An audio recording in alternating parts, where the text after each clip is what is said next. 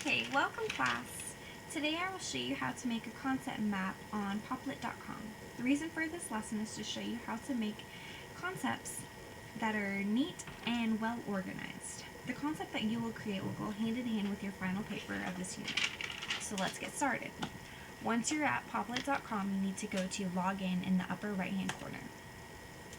If you don't already have an account, you do need to fill one out or else you won't be able to edit and delete cells once you've already started. I already have an account, so I will sign in right here.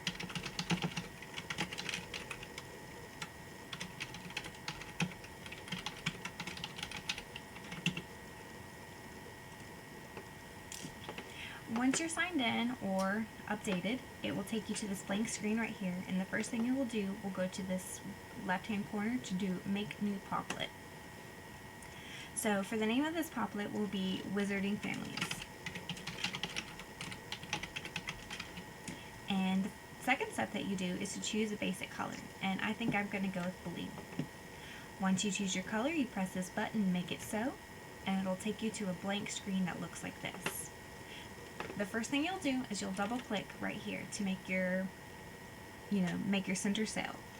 So what we're going to do is retype Wizarding Families,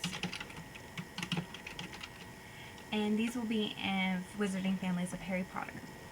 Now because this is the center cell, I want the letters a little bit bigger. So I'm going to press on this A, and I'm going to click the big A down here. If you go to the smallest one, it looks like this, but we're going to make it this larger one. As you can see, it's not completely even, so we want to adjust our square by pulling on this right hand corner down here. Perfect. Now, to add additional cells that will stem out of the Wizarding Families, you click on one of the outer boxes right here.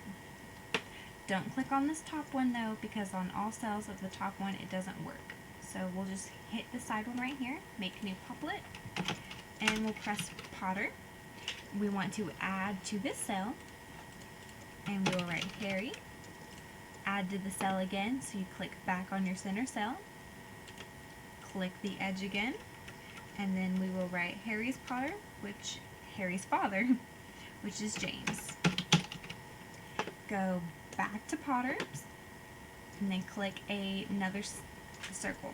Like I said, since you can't hit this top one to get it above it, you'll hit one of the ones on the side, and it'll end up overlapping. But that's okay, because you just take your blank cell, move it up front, and the way you move it is by clicking your left mouse button and holding it until you get it to where you need it to go.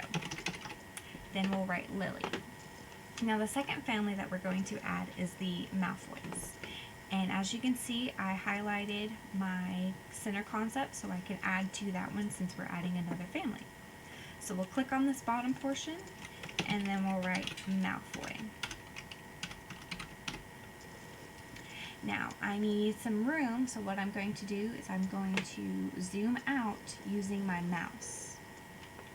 And to rearrange it, you click on any blank part of the screen, and hold it down, and then you can move it like this. So I'm going to move it up some, so I can write add to the Malfoy family. So we'll click one of the circles down here, and then we'll write Draco, click on it again.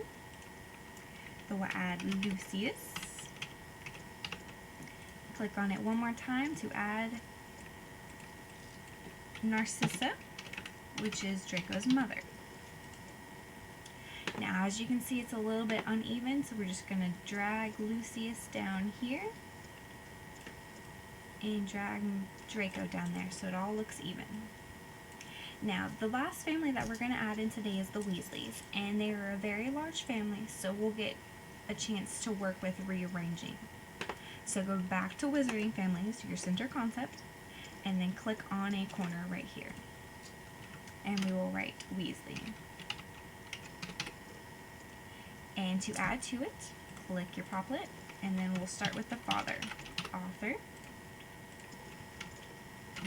Bill,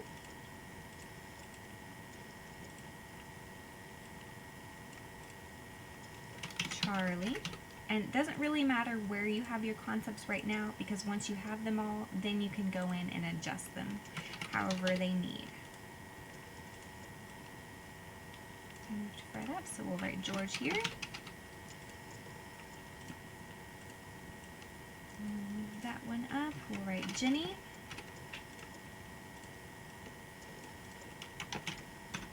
Molly, which is the mother, and then last but not least, you can write Ron. Now, as you can see, it's a little bit unorganized. You don't know exactly what is stemming from Weasley. So what we're going to do is we're going to move everything over. So we'll start with the Potters. We'll move their cells over so we have more space to work with the Weasley family. That means we'll also have to move the Malfoy family over, and you'll have to drag them all individually, but that's okay because that makes sure that you get it even. Alright, we'll just take the Weasleys, move it closer there, and we'll stem everything out to where you can see all of the lines.